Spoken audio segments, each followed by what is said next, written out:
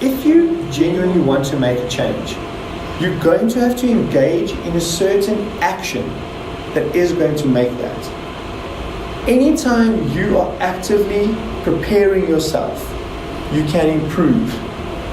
Now, why, you ask me? Great question. Because in times of stress, we do not rise to the occasion. We default to our highest level of preparation. In times of stress, we do not rise to the occasion. We default to our highest level of preparation. So, if you haven't prepared for what to do when your child throws a tantrum, what, you think you're just going to miraculously be able to deal with it? If you haven't prepared for your child not eating properly or behaving themselves, well, it's just going to magically sort itself out. If you haven't practiced how to discipline your child, things are going to get ugly. Because people get emotional, they say things they mean, they do things they don't want to do, purely because we haven't practiced it. Now, also one of my favorite words is practice. What does practice mean? A doctor has a practice, a lawyer has a practice, a psychologist has a practice, it's a martial arts practice, it's a yoga practice. Meaning, you're never gonna get it right. Never. You're only going to consistently engage in improving. But you're never gonna get it right. Therefore, parenting should be a practice. It's something you're looking to engage in and getting better with. Now, how can we do that? We're going to develop a strategy that's going to help you stay calm, and there's 7 steps to this. These 7 steps are rather simple yet effective. Now you've got to ask yourself, are you willing to do what needs to be done? Only you can answer that. Because it's easy to say yes now. However, it's going to require consistent engagement. I like to call it the 7 steps to ABC. And what does ABC mean? Always be cool. You always want to be cool. What happens when you lose your temper with your children? They have the control.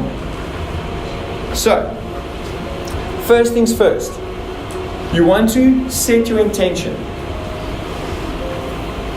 10 minutes a day.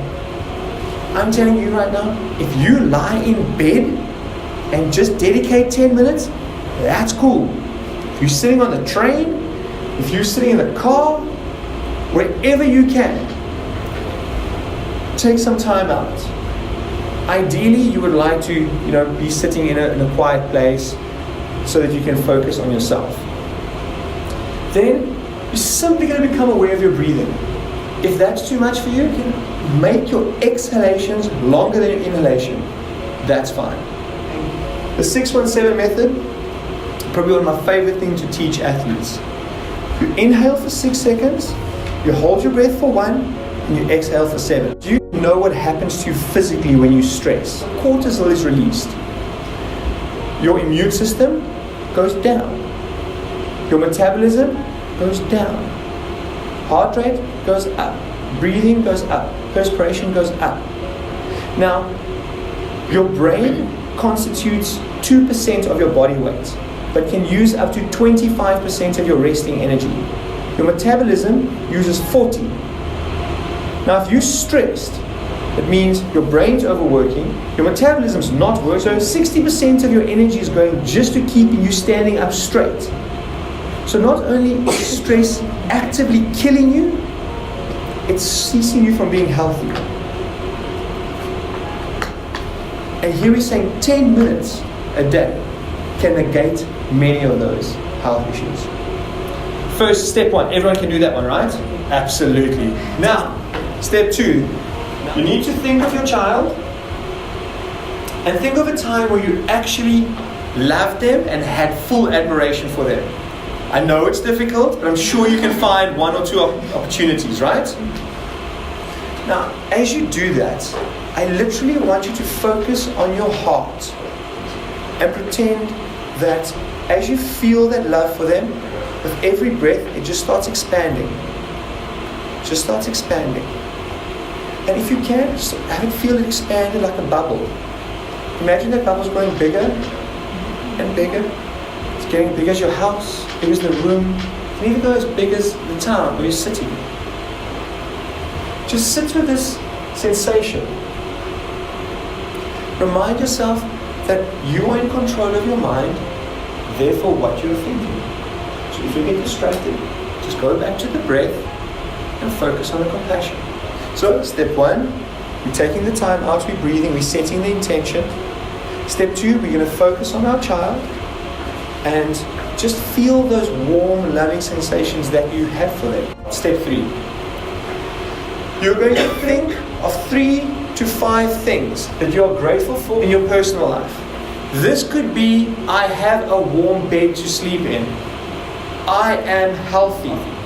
The lady at the checkout counter smiled at me today. Literally anything that you're grateful for.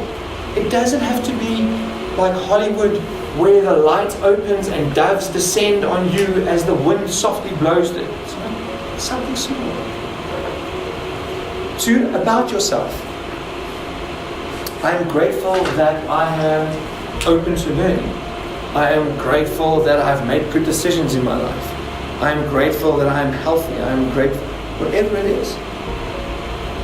And then 3, I'm grateful that my child's healthy. I'm grateful that my child, can run around, or that they can study, whatever it is. Now, this is where it's important to remember pronoia. Keep looking at the universe as if it is conspiring towards you. It's conspiring to make you abundant. Because that is what the universe wants to do. We just need to start believing it so that we can receive it. Because when you change the way you look at things, the things you look at change. Now, this is a bit of the tricky part. I know it's going to be difficult, but you have to find a situation where you're sort of not happy with your child. I know it's difficult, right? So you're going to find a situation. Think of a time that your child provoked you, or you lost your cool, shouted at them, or anything because you were stressed. Think about that situation. Then allow yourself to feel all the anger, pain, and resentment you can. Right? And sit with it for about a minute or 2 minutes. Right? Feel yourself in that situation. You can feel your blood boiling as your child is doing what you've told them 1,000 times not to do. You can feel your breath starting to get short. You can feel your heart rate. You can see them doing it. You can hear them doing it. And just sit with that. Then ask yourself these following questions. What could I learn from this event? How did this event make my life better? And then what pain and anguish did my child experience to make them feel this way? So if you're sitting there and you can now visualize yourself getting set, you can feel it, you can see your child misbehaving. Now you ask yourself, what can I learn from this? Okay, I can learn that I need to make sure that when this feeling comes, I need to breathe to make sure that I remain calm. How did this event make my life better? Well, it's an opportunity for me to be better. It's an opportunity for me to learn that I can be the change in my child's life. And then, what did my child have to go through for them to behave this way? Did they get bullied at school? Are they actively trying to provoke me? Have they just eaten a massive thing of chocolates? When we start looking at any situation that upsets us from this perspective, we can remove the emotion and we can start seeing it from a practical point of view. And that's where we can find solutions. Because when we're hyped up and stressed, are we thinking clearly? No. Are we behaving rationally? When we can calm ourselves down, take a breath, we can engage with resources. Now, research tells us every time where you would normally get angry, stop and behave in a calm, rational way, you're literally reprogramming your brain. And the more you do that, the more easily you'll access that state. You've got to crack some eggs to make an omelet. It's going to be uncomfortable. You're going to feel weird. You're going to feel frustrated. But that's part of the change. Be prepared to feel anxious. Be prepared to feel frustrated. So that you know when that time comes, you go, oh, wait a minute, I know what to do. I need you to just breathe. As you said, remove yourself from the situation for a little bit and then go back. This exercise in itself, you can use it for people that you perceive to have wronged you. You can use it for mom, dad. You can use it for brother, sister, uncle, aunt, for anyone. Because nothing bad has ever happened to anybody. Because it was a lesson. If you find the teaching out of any situation, there's value to it, no matter what that situation was. This section of yourself, you sometimes have to do it 3 or 4 times for the same person. But it gets better, trust me. 5. Now, these are probably 3 of the most important questions you can ever ask regarding yourself or your children. What experiences do I want to have with my children? How do I need to grow to make this possible? And how do I contribute to a larger world around me? Now again, of course, this is going to take a little bit of work the first time you do it to answer the questions. But again, once you've done it, it will get easier. So what experiences do I want to have with my children? I want to have fun and learnings with my children. I want to be happy with them. I want to go on overseas holidays with them. I want to sit at a dinner table and have fun. I want them to be contributing members of society. How do I need to grow to make this possible? I need to remember to remain resourceful. I need to remember to take part in my daily practice. I need to be aware of what am I eating? What are my sleeping patterns like? Who am I engaging with? How much time am I spending on my cell phone every day? Just how do I grow? Remember, change happens every second of every day. Growth takes a little time. And then third, how can I contribute to a larger society? It's simply smiling at someone, having a kind word to someone who's struggling. And then spend some time with these scenarios.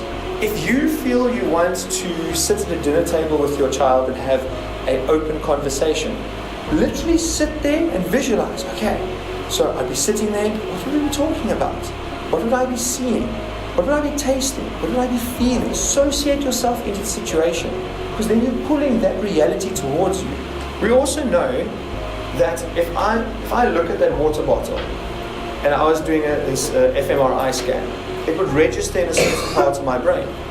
If you take that bottle away and you ask me just to think about it, it registers in the exact same part of the brain. So if you are visualizing these future scenarios you want with your children, you're actively creating the reality of them being real.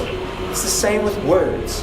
Whether you hear someone tell you you're good enough, or whether you say it to yourself, the brain hears it as the exact same thing. That's why it's so important for us to go, I can do this. I am confident. I believe in myself. I'm looking for situations where the world is conspiring towards me. I want to be the change. I'm going to be more disciplined.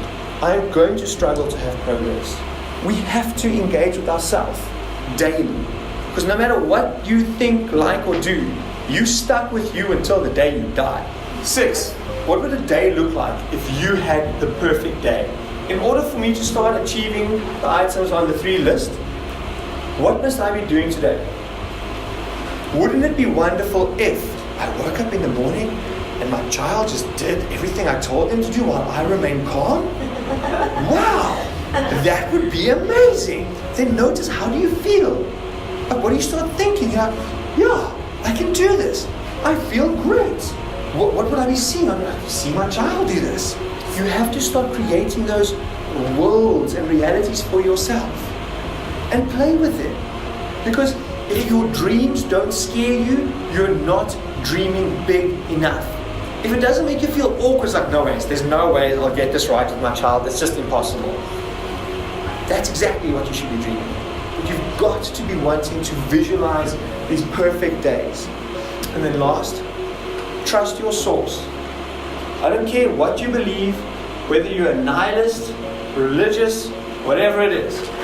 If you spend a minute a day, literally 1 minute, engaging with the belief that everything you will ever need is consistently around you, you will start finding it. You are a magnet. Everything about you is a magnet. You literally are sending out a frequency. The universe is going to respond to that frequency. You need to choose what that frequency is. That's why your concentration is like water. If you pour water onto land, do just the crops grow? No, the weeds grow also. Water, like concentration, doesn't discriminate. Where concentration goes, energy flows. Because where the mind goes, the body follows. You get to decide where your energy goes. If you simply stick to 10 minutes on these steps every day, you will see the results. But again, you can't want different results if you're not willing to put in the time. You can't expect your child to change their behavior if you don't change your behavior. You can't expect your child to change their beliefs if you don't change your beliefs. You set the tone. If you remember nothing else from today, children are the manifestation of the parent's subconscious. So, quick run over, you find the time, you sit down, you know that you're dedicating 10 minutes to yourself. What I normally do is put your cell phone on 11 minutes, so you give yourself 1 minute to sort of settle down, right? You start just breathing as little as a minute or 2 minutes, just find your breath. You start finding a situation where you feel this warmth and compassion for your child, and you sit with it, and you hold it, and you feel that resonating love and compassion and joy that you have for your child. Then, you find, I know it's difficult, but you find things that you're grateful for about yourself personally, about your life, and about your child.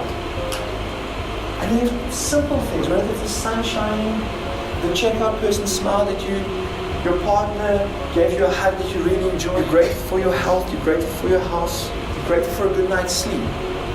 You're grateful your child has the opportunities that you may not have had. You know your child is safe. You know your child has the ability to learn. And just sit with that gratitude.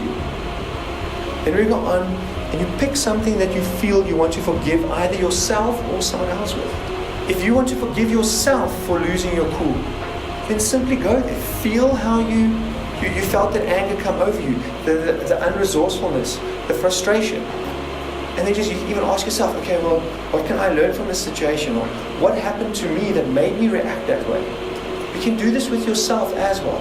In fact, when we start forgiving ourselves, we start feeling empowered. Because no one can make you feel anything without your permission. It's about taking personal responsibility. Then, where do we want to go in the future? What kind of situations do we want to have? What kind of experiences do we want to have? How can I make that possible? How do I need to grow? Then, how would the perfect day look? Engage with that. What would you have to do to have the perfect day? If we go for ideal and we only get 80% there, we're still happy. And then trust your source. Whatever is stopping you from being sucked into the ground by gravity, your life essence, whether it's your partner, whether it's your God, whether it's your exercise, your breathing, whatever it is, consistently remember that the universe is conspiring towards giving you abundance if you want it.